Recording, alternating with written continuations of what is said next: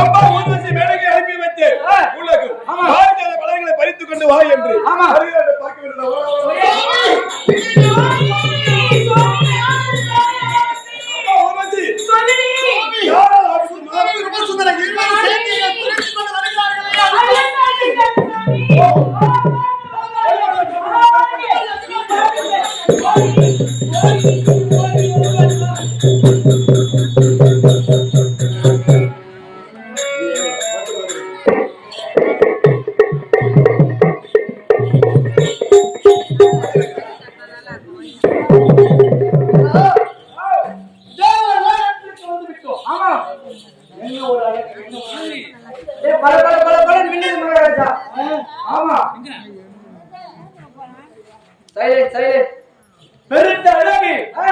இப்பேற்பட்ட ஒரு அழகை நான் என்னுடைய வாழ்நாளில் பார்த்ததில்லை. இந்த தேவலோகத்தின் அழகை ரசிப்பதற்காகத்தான் இத்தனை அரும்பாடு பட்டு தேவலோகத்திற்கு வந்திருக்கிறேன். ஆமா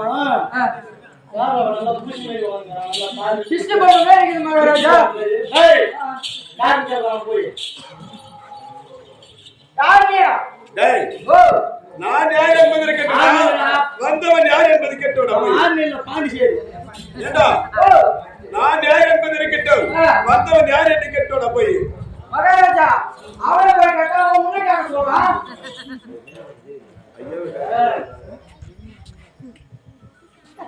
போட்டுக்கிற வேஷம் என்ன வேஷம் தெரிஞ்சுக்கணும், அது ஏத்த மாதிரி போடுவோம். ஐயா அவர் போய் கேட்டேன், அவர் உன்னைக்காக சொல்றாருன்னு சொல்லி அவனு போய் கேட்டான், அவன் உன்னைக்காக சொல்றான்.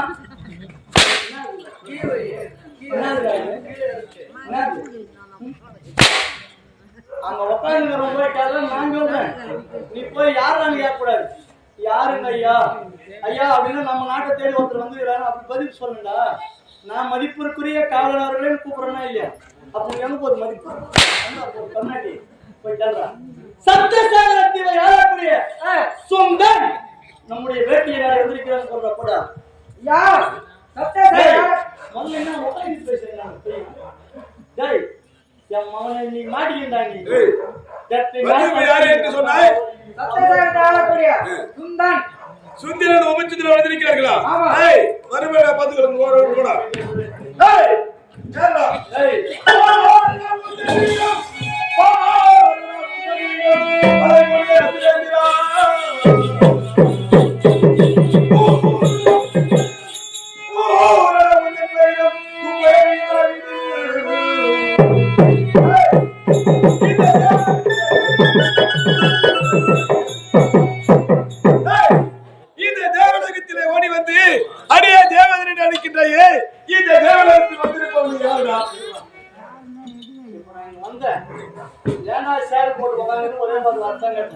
நான் எந்த நாடு எதுக்காக வந்து தெரிஞ்சுக்காது. நீ பாட்டு பாடா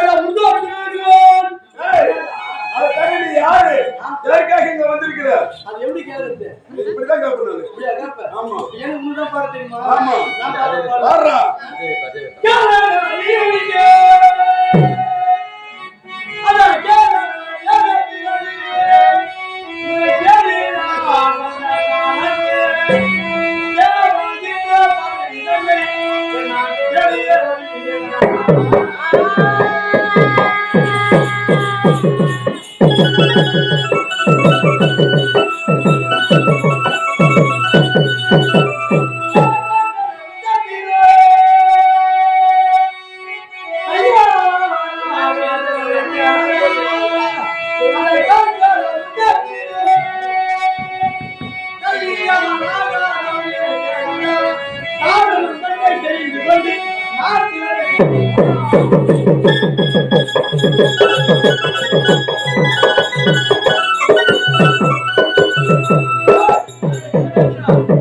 தேவேந்திர பதவிக்கு ஆசைப்பட்டு உன்னை தேவேந்திர பதவியை விட்டு இறங்க செய்து பிறகு அந்த பதவியை நான் வந்திருக்கிறேன்.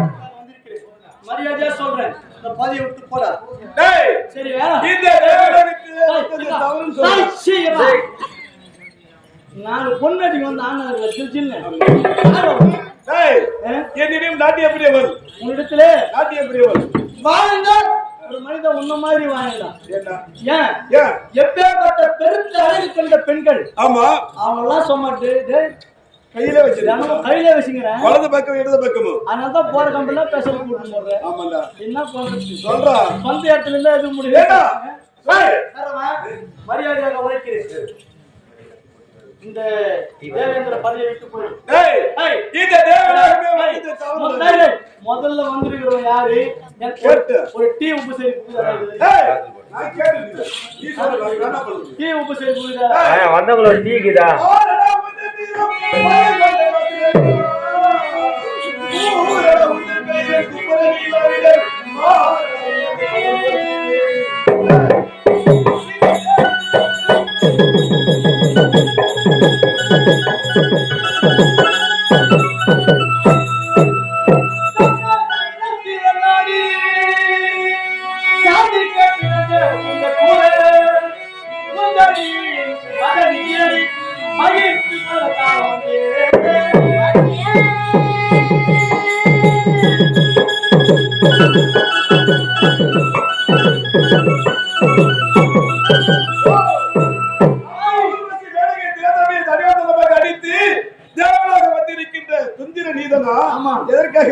எதற்காக வந்து என்று கேட்கிறார். உன்னுடைய இந்த தேவேந்திர பதவி நான் அடைய வேண்டும் என்றால் சைலன்ஸ். சரி சரி சரி சரி ராஜிலே ஷேர் போட்டு பாறா பீட் போட்டு பாறறான். டேய் லகலா பேசிக்கி வந்தனா கட்சி மூணுக்கு எழுந்து ஒண்ணு இல்ல. டேய் தேவேந்திர மரியாதை வைக்கிறேன். தேவேந்திர பதவி எனக்காக ஒப்படைத்து விட்டு போடா. நீங்க வந்ததே தவறு. என் காலிலே பணிந்து விடு. குடிக்கின்றேன் உனக்கு. பாதமதை பணிய சொல்லுவேன்.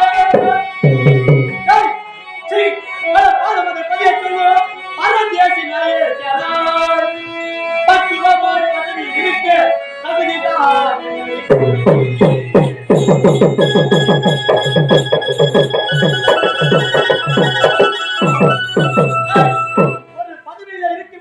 அதற்கு தகுதியான ஆளவர்கள் தான் அந்த பகுதியில் இருக்கணும். பதவிக்கு தகுதியான ஆளே கிடையாது. பதவி பேர் என்ன? இந்த தேவனுக்கு தலைவனாக விளங்கக்கூடிய இந்த தேவதேவனை பார்த்து நீ கேட்கின்ற கேள்வி என்ன தெரியுமா? நீ அமர்ந்திருக்கக்கூடிய பதவிக்கு பேர் என்ன? தேவேந்திர பதவி தானே. அந்த தேவேந்திர பதவி அடைய வேண்டும். Silence silence silence. குடிக்க தண்ணி எடுத்துவாங்க இல்ல காலி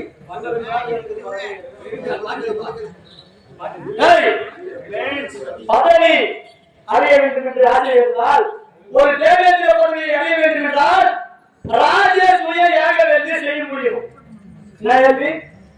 ராஜசூய யாக வேள்வி அந்த வேள்வி ஒரே ஒரு வேள்வி தான். ஆனா ராஜசூய யாக வேள்விக்குள்ள பாத்தீங்கன்னா 100 அஸ்வமேத யாக வேள்வி இருக்கு. அந்த 100 அஸ்வமேத யாக வேள்வி செய்துதான் தேவேந்திர பதவி வந்துருக்கு. ஆனா உங்களுக்கு ஏற்பட்ட அற்பத்தமான புரியாதா? அந்த அக்காவெல்லாம் மைக் சைலன்ட் நான் மைக் உள்காத்து போறாங்க. இருக்குங்க இருக்குங்க தண்ணி இருக்குங்க இருக்கு. நான் உள்ள இருக்குதா தெரியாது வெளிய இருக்குப்பா. ஒரு ஆள் அத புரியுது. ஒரு ஆள் மட்டும் தான் இருக்குது. தேவேந்திர பதவி அடைய வேண்டும் என்றால் யாராலும் செய்ய முடியாத ராஜசூய யாக வேள்வி ஒரே ஒரு வேள்வி. ஆனா அந்த ஒரு வேள்விக்குள்ள 100 அஸ்வமேத யாகம் இருக்கு. அந்த 100 அஸ்வமேத யாகத்தை செய்து தேவேந்திர பதவிக்கு வந்து செய்து காய் எத்தனை காரியம் செய்ய மாட்டேன். கண்ணாயிரம் டேய் கண்ணாயிரம் கண்ணாயிரம் பேர் இருக்குதா உங்களுக்கு? உங்க எத்தனை பேர் மொத்தம்? டேய் உங்க எத்தனை நான் முன்னாடி வரணுமா? டேய் டேய் எதற்காக வந்திருக்கீங்க சொல்றேன்னா நாடான்னு சொன்னா வரணும். டேய் கண்ணாயிரம் உங்களுக்கு கண்ணாயிரம் ஒரு பேர் இருக்குதா இல்லையா? டேய் இங்க போய் டேய் நாவல் காசா கண்ணாயிரம் ஒரு பேர் இருக்குதா இல்லையா? டேய் டேய் கண்ணாயிரம் ஒரு பேர் இருக்கு.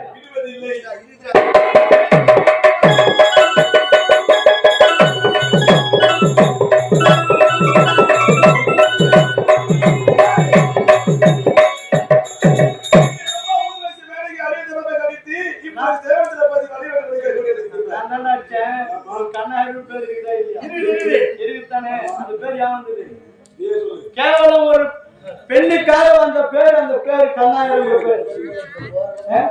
டேய் கண்ணாடி பையா டேய் எப்பேற்பட்ட பேர் ஏன் வந்து ஒரு நாள்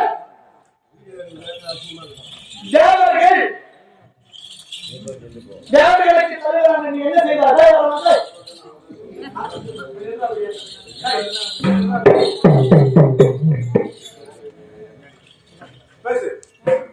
தேவர்களுக்கு தலைவரான நீ என்ன செய்தார்? தூர்வாசம் முதல் தேவலோகத்திற்கு வரும்போது மதிப்பு கொடுக்காமல் ஐராவதன் என்று சொல்லக்கூடிய யானை மீது அமர்ந்து கொண்டு அந்த தவறு சிக்கி மதிப்பு கொள்ளாமல் இருந்தது. அவன் மதிப்பு கொள்ளாமல் இருக்கும் போது அந்த தவறு என்ன செய்தார்? அடே தேவேந்திரா, உனக்கு இப்பேற்பட்ட ஒரு அனுபவமா? நான் கையில் வைத்திருக்கக்கூடிய மாலை எப்பேற்பட்ட மாலை? பொத்தாமரை மாலை. யார் கொடுத்தது? உலகத்தையெல்லாம் காத்து ரசிக்கக்கூடிய காளியாமல் ஒரு நாட்டிய பெண் இடத்திலே கொடுத்தால் அந்த நாட்டிய பெண்ணால் அந்த மாலையை வைத்திருக்க நான் தருவில்லை என்று நினைத்து இடத்திலே கொடுத்திருக்க சென்றால் இந்த பொத்தாமரை மாலையை உன்னிடத்திலே கொடுக்கலாம் என்று வந்தேன். ஆனால் நீ அமர்ந்திருக்கக்கூடிய வாகனம் ஐராவதம். அந்த ஐராவதம் என்று சொல்லக்கூடிய யானை மீது அமர்த்தப்பட்டு யானை ஓட்டக்கூடிய அம்புசத்தால் இடது கையால வாங்கி யானைக்கு தலைமையாக வச்சான். அப்படி யானை தலைமையாக இருக்கும் போது அந்த யானை என்ன செய்யுது? அதா மலர் இருந்தால் கொஞ்சம் வந்து விடுமே, நம்முடைய காலில பூந்து வந்தா உள்ளே ஒரு யானை என்ன போச்சு, தன்னுடைய துணி கையால் அந்த மாலையை கீழே தள்ளி காலில் போட்டு வச்சிருச்சு. உனக்கு இப்பேற்பட்ட ஒரு துன்புத்தியா? எந்த ஆபத்தோடு எந்த தேவ பதவியோடு இப்பேற்பட்ட செயல்கள் செய்தாலும் அந்த தேவ பதவியோடு போய் அந்த ஐஸ்வர்யங்களை விட்டு நீங்கி தேவர்கள் அனைவரும் அசுரர்களாக போக கடவுள் சாபம் கொடுத்தார். அப்பேற்பட்ட சாபத்தை பெற்றுக்கொண்டு என்ன செய்தார்? ஓடினார் திருமாவளவனுக்கு. பார்க்கவில்லை அமர்ந்து கொண்டிருக்கக்கூடிய திருமாவளவத்திலே ஓடி, திருமாலே தூர்வாச சாபத்தை ஒழிச்சுட்டார். திருமாவளவன் என்ன செய்தார்? பார்க்கிறதை மந்திரிகளின் மொழியை மத்தாகவும் வாசுகி என்று சொல்லக்கூடிய பாம்பை கையாகவும் திரித்து பார்க்கிறதை கழிந்தார். பார்க்கிறதை கழிம்போது முதல்ல யார் வந்ததுன்னு கேட்டா மகாலட்சுமி வந்தார்கள். அந்த மகாலட்சுமி யார் கொடுத்தாங்க? திருமாலான நெருமாளுக்கு கொடுத்தார்கள். இரண்டாவதாக பார்க்கிறதை கழிந்தார்கள் தேவ இந்திராணி வந்தார். தேவர்களுக்கு அதிபதியான நீ எடுத்துங்க. மூன்றாவதாக ஒரு பெண் வந்தால் யார்? அகலிகை. இந்த மூணு பேர் லட்சுமியை காட்டியும் தேவ இந்திராணியை கண்டும் அழகில தெரிந்திருக்கிறார் அந்த அகலிகை என்ற பெண். அந்த அழகில் இருக்கக்கூடிய அகலிகையை பார்த்தார்கள்.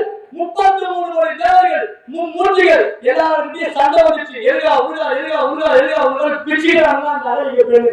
ஏன்னா அவ்வளவு அழகா இருக்கானா அந்த பெண்ணு. எதுக்காக முடியல, நான் முடியல, என்ன கல்யாணம் வந்து கல்யாணம் முடிக்கிறான். அவ்வளவு அழகா இருக்கானா அந்த பெண்ணு அகலிகை. பார்த்தார் நாரதர் ஒரு கலத்தை சொல்லினார். என்ன கலம்?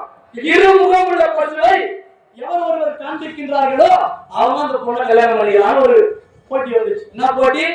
ரெண்டு பக்கம் தலைவிடாம ஒரு பசு யாரு காண்பிக்கிறீங்களோ அவங்க அந்த பொண்ணை கல்யாணம் பண்ணிக்கணும் நாரதர் சொல்லிட்டார். பார்த்தார்கள். உலகெல்லாம் சுத்தி வந்தார்கள். இருமுகம் உள்ள பசு என்ன இருக்குல்ல, எங்கேயுமே கிடையாது. பார்த்தால் கௌதம ரிஷி அவர் ஒரு ஐடியா கொடுத்தாங்க நாரதர். என்னன்னு?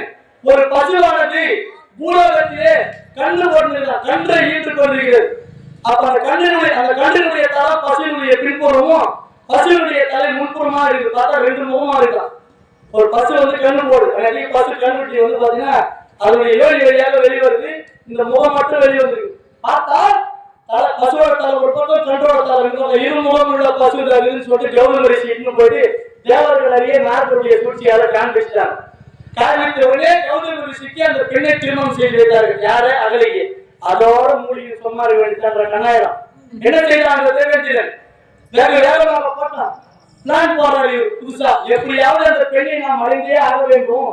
எந்த ஒரு நேரத்தில் கௌதம ரிஷியை ஏமாற்றியாவது அந்த பெண்ணை அடைய வேண்டும் என்று நினைத்து ஒரு நாள் இரவு 2:30 மணி அளவிலே கௌதம ரிஷியுடைய காட்டுல வந்தார் ஒரு ஐயர், ஒரு முனிவர்.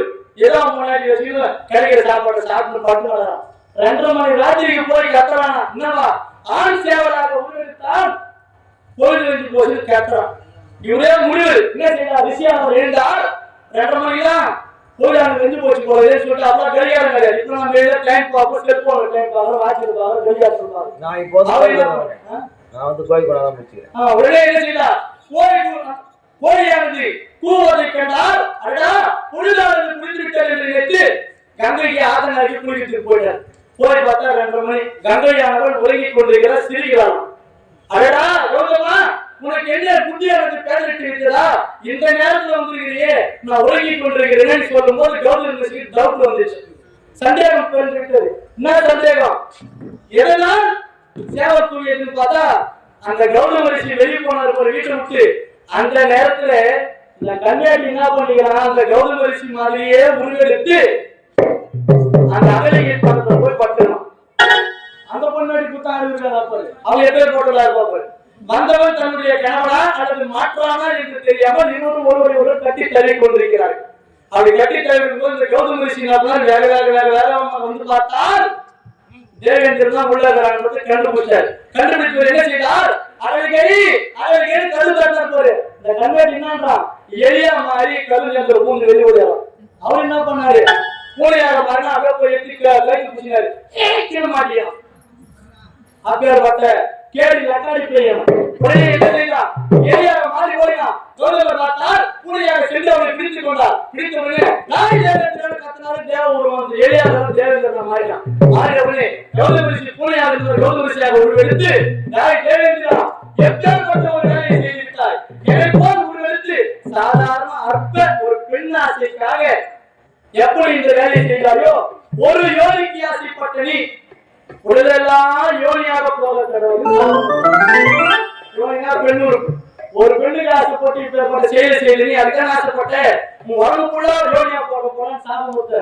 பார்த்தான், வீழ்ந்தான், அழுதான், போராடான் ஒரு விஷயத்தை கண்ணாடி வீடு அழுது குறைஞ்சு எழுந்து என்ன சொல்றான், ஐயா நானோ தேவர்களுக்கு எல்லாம் அதிபதி, இந்த யோனியோடு நான் சென்றேன்னா என் முன்னாடி கூட என் பக்கத்துல வர மாட்டான் சாமி அழுகுறான்.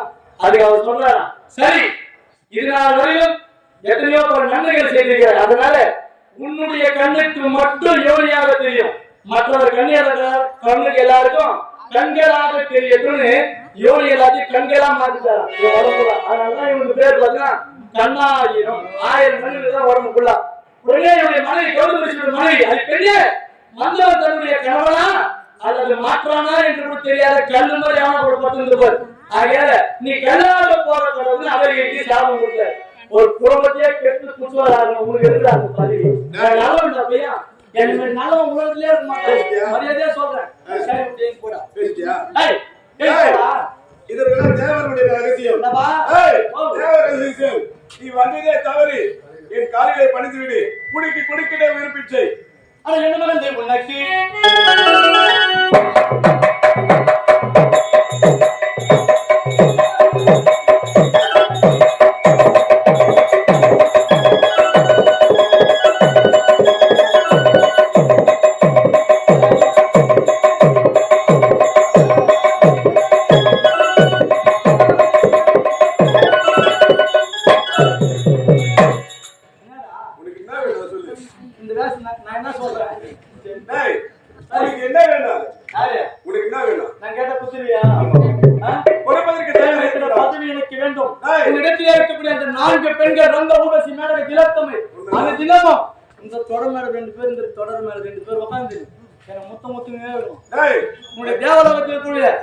ஐராவதம் என்று சொல்லப்படும் யாரின் மீது நான் பயணம் செய்ய வேண்டும்.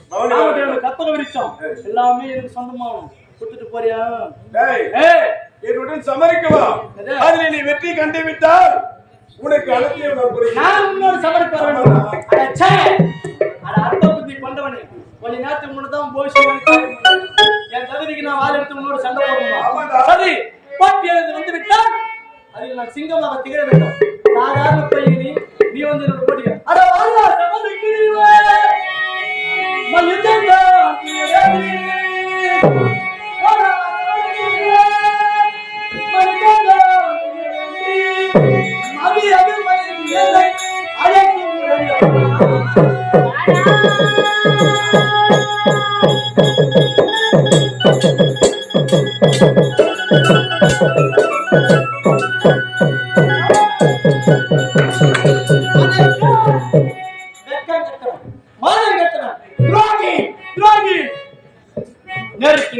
சமர் செய்வதற்கு கூட திறமை இல்லாத ஒரு ஆடவன், ஒரு ஆண் மகன் தேவேந்திர பதவிக்கு வந்தவையா விட்ட மாத்த தேவேந்திரா என்ன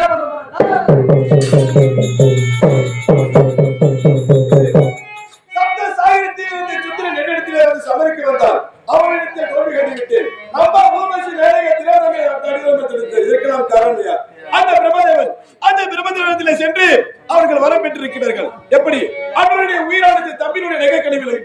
உயிரின் உயிரானது அன்னுடைய நகை கனிகளும் மாறி மாறி வருத்தி பெற்றிருக்கிறார்கள்.